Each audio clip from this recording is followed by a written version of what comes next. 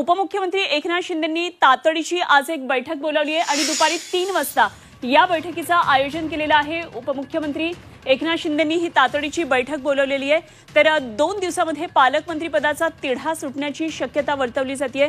शिवसेनेचे सर्व आमदार या बैठकीला आज उपस्थित राहणार आहेत आणि कोकणातले सुद्धा सर्व आमदार उपस्थित असणार आहेत। 2 दिवसांमध्ये पालकमंत्री पदाचा तिढा सुटण्याची शक्यता आहे।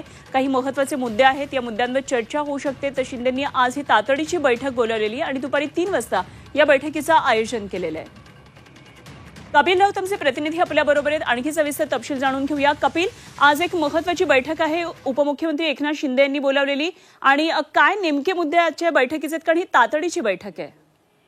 नक्कीच सर्वात महत्वाचं म्हणजे येणारं जे अधिवेशन आहे, आर्थिक अधिवेशन आहे, या अधिवेशनाच्या अनुषंगाने कोकण जो पट्टा आहे, या कोकण पट्ट्यामध्ये काय काय गणित असणार आहे, काय काय समस्या आहेत, काय काय नियोजन केलं पाहिजे, काही कोणत्या योजना आणल्या पाहिजे, या संदर्भातली एक महत्वाची बैठक आहे। परंतु सर्वात महत्वाचं म्हणजे राजकीय दृष्ट्या या बैठकीला खूप महत्व आहे, कारण की पालकमंत्रीपद जे रायगडचं पालकमंत्रीपद अजूनही प्रलंबित आहे, अजूनही त्याच्यावरती काही विचार झाला नाहीये।